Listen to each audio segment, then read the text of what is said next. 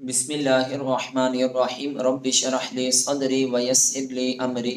واحلل عقدۃ من لسانی یفقهوا قولی نحمده ونصلی ونسلم علی رسولہ الکریم اما بعد فاعوذ باللہ من الشیطان الرجیم بسم اللہ الرحمن الرحیم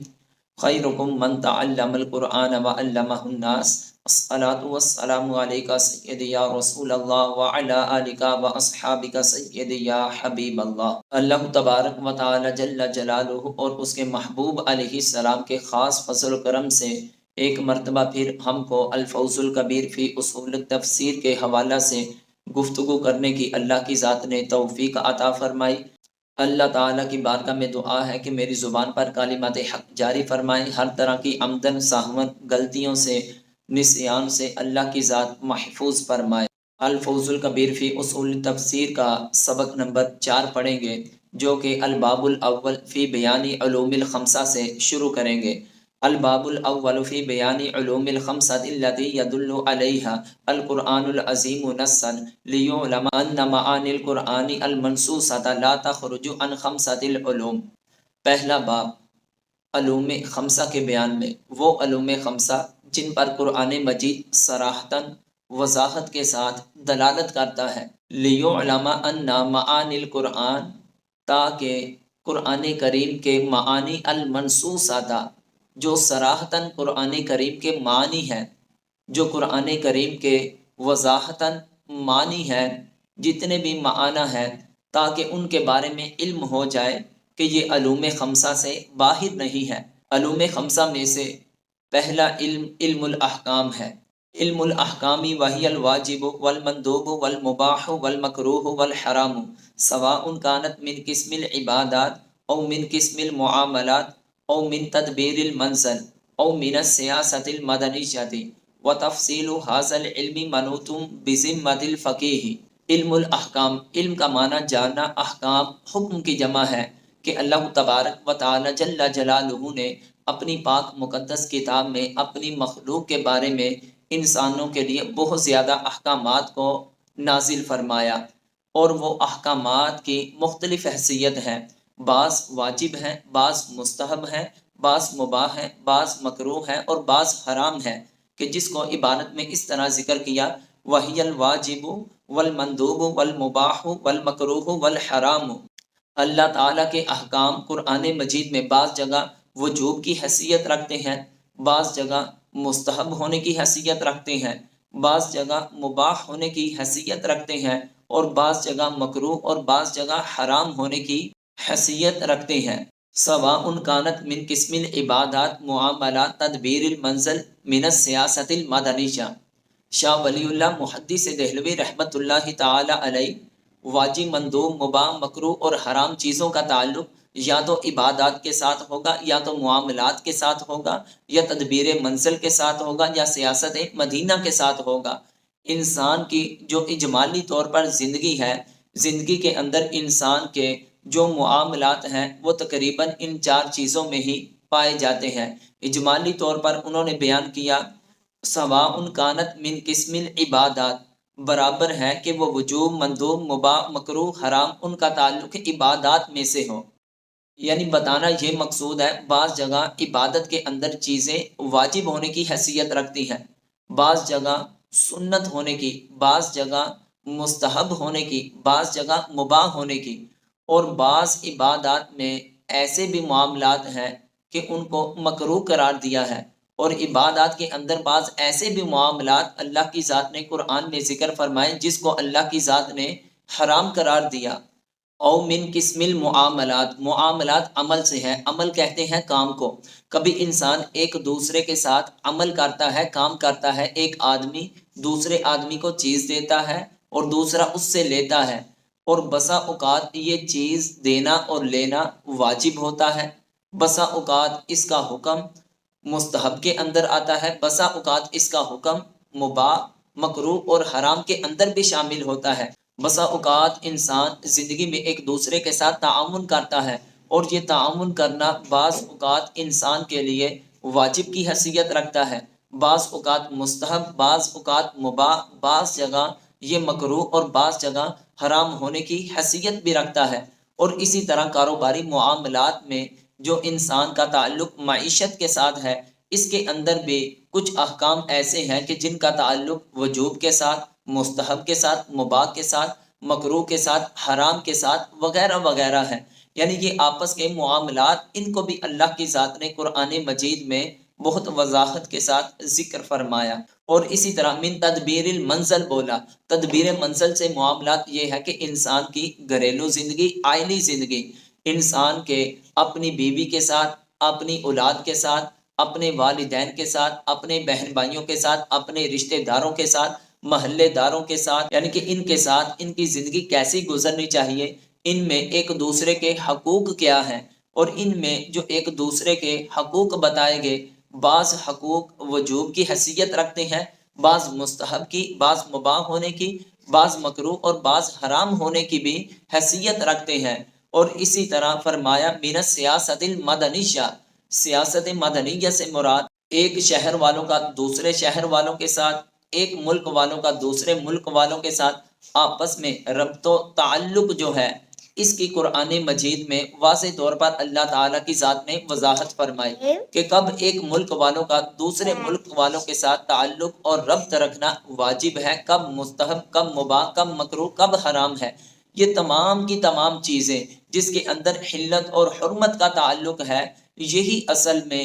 بنیادی چیز ہے۔ وَتَفْصِيلُ هَذَا الْعِلْمِ، اس علم کی جو تفصیل ہے، منوتم بذمۃ الفقیہ، ان علوم کے اوپر اگر بحث کرنی ہے تو فقہائے کرام نے کرنی ہے، کون سی چیز حرام ہے، کون سی چیز مکروہ ہے، کون سی فرض، واجب، سنت، مستحب ہے، یہ تمام کی تمام گفتگو فقہائے کرام نے اس پر کرنی ہے، اور فقہائے کرام کی طرف علم الاحکام کو سونپ دیا گیا۔ اور دوسرے نمبر پر علم الجدل، وهو المحاجة مع الفرق الاربع الضالة من اليهود والنصارى والمشركين والمنافقين وتبيان هذا العلم منوط بذمة المتكلم۔ علم الجدل، علم کا معنی جاننا، الجدل کا معنی آپس میں جھگڑا کرنا، اور فرمایا وَهُوَ الْمُحَاجَةُ مَعَ الْفِرَقِ الْأَرْبَعِ الضَّالَّةِ، چار گمراہ فرقوں کے ساتھ محاجہ کرنا ہے، جھگڑا کرنا ہے۔ ادھر جھگڑا کرنے سے مراد یہ نہیں کہ ایک دوسرے کا سر پھاڑنا ہے، ایک دوسرے کو گولی مارنی ہے، ادھر جھگڑے سے مراد یہ نہیں، ادھر جھگڑے سے مراد یہ ہے کہ ان کے اندر جو گمراہیاں پائی جا رہی ہیں، ان گمراہیوں کو قرآنی آیات پڑھ پڑھ کے، اللہ کے احکام پڑھ پڑھ کے ان کو سناؤ، تاکہ وہ گمراہی سے ہدایت کی جانب آ جائیں۔ بنیادی طور پر علم الجدل کے اندر چار گمراہ فرقوں کا ذکر کیا گیا، کیونکہ ابتدائی اسلام میں یہ چار بنیادی طور پر بہت بڑے گمراہ فرقے تھے۔ اور اب اس کا مطلب یہ نہیں کہ اب آنے والے وقت میں جو گمراہی کے فرقے بڑھتے جا رہے ہیں ان کے ساتھ مجادلہ نہیں کیا جائے، نہیں، بنیادی طور پر یہ چار ہی گمراہ فرقے پائے جاتے تھے۔ کوئی نہ کوئی ان گمراہ فرقوں کا عمل آج فرقوں میں پایا جا رہا ہو تو ان کے ساتھ بھی محاجہ کرنا انسان کے لیے ضروری ہے۔ قرآنی دلائل ان کے سامنے پیش کیے جائیں، اللہ تعالیٰ کی ذات نے کس طرح ان کے ان گمراہیوں کا رد فرمایا تاکہ وہ ہدایت کی جانب آ جائیں، گمراہی کو پس پشت ڈال دیں۔ اور چار گمراہ فرقوں کا ذکر فرمایا، یہود کا، نصارہ کا، مشرکین کا اور منافقین کا۔ یہودی کون لوگ تھے؟ یہودی وہ لوگ تھے جو اللہ تعالیٰ کو بھی مانتے تھے، اللہ تعالیٰ کی ذات نے ان پر آسمانی کتاب جو تورات نازل کی تھی اس کو بھی مانتے تھے، لیکن ان کے اندر خرابی کیا تھی، ان کے اندر گمراہی کیا تھی، مختصر تفصیل تو ہم آگے پڑھیں گے۔ مختصر یہ ہے کہ وہ اللہ تعالیٰ کی ذات کو بھی مانتے تھے اور آسمانی کتاب تورات کو بھی مانتے تھے، لیکن ان کے اندر گمراہی والی جو چیز تھی، انہوں نے آسمانی کتاب تورات کے اندر تحریف لفظی کی، تحریف معنوی کی، اور صرف اپنی جاہ و منزلت حاصل کرنے کے لیے آسمانی کتابوں کے احکام کو تبدیل کر دیا، مال و دولت حاصل کرنے کے لیے انہوں نے اللہ تعالیٰ کے احکام کو پس پشت ڈال دیا۔ پھر یہاں تک ان کے اندر یہ خرابی تھی کہ وہ نبی کریم علیہ الصلوۃ والسلام کی ذات کو آپ کی ولادت سے پہلے تو مانتے تھے، لیکن جب آپ تشریف لائے تو حسد بغض کی بنا پر آپ کی نبوت کا انکار کر رہے تھے، اللہ تعالیٰ کی ذات کے بارے میں، نبی کریم علیہ السلام کی ذات کے بارے میں سوء ادب الفاظ استعمال کرتے تھے۔ یہ ان کے اندر گمراہیاں تھیں اور قرآن نے ان کا حل بھی بتایا۔ نصرانی وہ ہیں کہ جن پر اللہ تعالیٰ کی ذات نے آسمانی کتاب تورات نازل کی۔ نصرانی، عیسائی وغیرہ حضرت عیسیٰ علیہ نبی جینا علیہ السلام کو ماننے والے لوگ یہ حضرت عیسیٰ علیہ نبی جینا علیہ السلام کو مانتے تھے، لیکن ان کے اندر خرابی یہ تھی، یہ اقانیم ثلاثہ کے قائل تھے۔ اقانیم ثلاثہ کیا ہے؟ اس کی تفصیل اللہ تعالیٰ نے زندگی دی تو اس کو ہم تفصیل سے آگے پڑھیں گے۔ یعنی اللہ تعالیٰ کے ساتھ حضرت عیسیٰ علیہ نبی جینا علیہ السلام کو، حضرت مریم علیہ السلام کو اللہ تعالیٰ کے ساتھ شریک ٹھہراتے تھے۔ ایک گروہ مشرکین کا تھا۔ مشرکین کے اندر بہت زیادہ خرابیاں پائی جاتی تھیں۔ ایک تو ان کے اندر شرک تھا، یعنی کہ اللہ تعالیٰ کے ساتھ دوسری چیزوں کو عبادت کے لائق مستحق سمجھتے تھے۔ پھر اللہ تعالیٰ کے ساتھ تشبیہ دیتے تھے، کبھی فرشتوں کو اللہ تعالیٰ کی بیٹیاں قرار دیتے تھے۔ اسی طرح تحریف کے بھی قائل تھے، آخرت کا بھی انکار کرتے تھے۔ نبی کریم علیہ السلام سے جو آپ کو اللہ کی ذات نے نبوت دی اس کو بھی نہیں مانتے تھے، یہاں تک کہ ان کے اندر بہت زیادہ ظلم پائے جاتے تھے، برے اعمال پائے جاتے تھے۔ یہ جو ان کے اندر گمراہیاں تھیں، اللہ تعالیٰ کی ذات نے ان کو ذکر کیا، پھر ان کا بڑے احسن انداز کے ساتھ ان کا رد بھی کیا اور حل بھی کیا، اور ہم کو بھی حکم دیا کہ تم نے قرآن کریم کا علم حاصل کر کے ان کے ساتھ مجادلہ کرنا ہے۔ پھر فرمایا والمنافقین، چوتھا گمراہ فرقہ منافقوں کا تھا۔ یہ منافق وہ تھے جو ایک اللہ تعالیٰ کو بھی مانتے تھے، اس کو رسول کو بھی مانتے تھے، لا الہ الا اللہ محمد رسول اللہ بھی کہنے والے تھے، نماز بھی پڑھتے تھے، قرآن بھی پڑھتے تھے، دین کی لوگوں کو باتیں بھی بتاتے تھے، لیکن ان کے اندر خرابی یہ تھی، یہ تمام کے تمام اعمال کا تعلق ان کی زبان کے ساتھ تھا، دل کے ساتھ نہیں تھا۔ یعنی وہ زبان کے تو مومن تھے لیکن دل کے کافر تھے۔ پھر اللہ تعالیٰ کی ذات نے قرآن کریم میں منافقوں کی دو طرح کی قسمیں بیان کی، بعض منافق عقائد کے حوالہ سے اور بعض منافق وہ ہیں کہ جن کا تعلق اعمال کے ساتھ ہے۔ اس کی بھی تفسیر انشاءاللہ العزیز ہم پڑھیں گے۔ علم الجدل کے اندر جو چار گمراہ فرقوں کے ساتھ انسان کو مجادلہ کرنے کا حکم دیا گیا، وَتِبْيَانُ هَذَا الْعِلْمِ مَنُوطٌ بِذِمَّةِ الْمُتَكَلِّمِ، اس علم کا بیان متکلم کے ذمہ سونپ دیا گیا ہے۔ یعنی جو متکلمین ہیں، جو عقائد کے اوپر بحث کرتے ہیں، گفتگو کرتے ہیں، یہ جدل کا علم ان کی طرف سونپ دیا گیا ہے کہ وہ ان گمراہ فرقوں کے سامنے دلائل پیش کر کے ان کو گمراہی سے ہدایت کی طرف لے کر آئیں۔ اور تیسرے نمبر پر علم التذکیر بآلاء اللہ وَهُوَ بِيَانُ خَلْقِ السَّمَاوَاتِ وَالْأَرْضِ وَإِلْهَامِ الْعِبَادِ مَا يَحْتَاجُونَ إِلَيْهِ وَبِيَانُ صِفَاتِ اللَّهِ الْكَامِلَةِ۔ کا معنی جاننا، التذکیر کا معنی نصیحت حاصل کرنا، بِآلاء اللہ، اللہ تعالیٰ کی نعمتوں کے ساتھ۔ یعنی تیسرا علم کہ اللہ تعالیٰ کی نعمتوں کے ساتھ نصیحت حاصل کرنے کا علم، اس چیز کو بھی اللہ تعالیٰ کی ذات نے قرآن مجید میں بڑی وضاحت کے ساتھ ذکر فرمایا۔ قرآن مجید میں اللہ تبارک و تعالی جل جلالہ نے جو اپنی مخلوقات کے لیے، جو انسانوں کے لیے اللہ کی ذات نے نعمتوں کو بیان کیا، ان تمام کی تمام نعمتوں کا ذکر جو اللہ تعالیٰ کی ذات نے اپنی مخلوقات کے لیے نعمتوں کو پیدا فرمایا، ان تمام نعمتوں کا ذکر اللہ تعالیٰ کی ذات نے قرآن مجید میں ذکر کیا، تاکہ لوگ ان نعمتوں کو اپنے اوپر دیکھنے کی وجہ سے وہ راہ راست پر آ جائیں، وہ ایک اللہ کی طرف مشغول ہو جائیں۔ جو ان کے اندر بد عمالیاں ہیں، جو سستی غفلت ہیں، وہ اس سے دور ہو کر اللہ کی ناشکری سے ہٹ کر اللہ کے شکر گزار اور فرمان بردار بندے بن جائیں۔ وَهُوَ بِيَانُ خَلْقِ السَّمَاوَاتِ وَالْأَرْضِ، وہ آسمانوں اور زمین کی تخلیق کا بیان ہے۔ وَإِلْهَامِ الْعِبَادِ مَا يَحْتَاجُونَ إِلَيْهِ،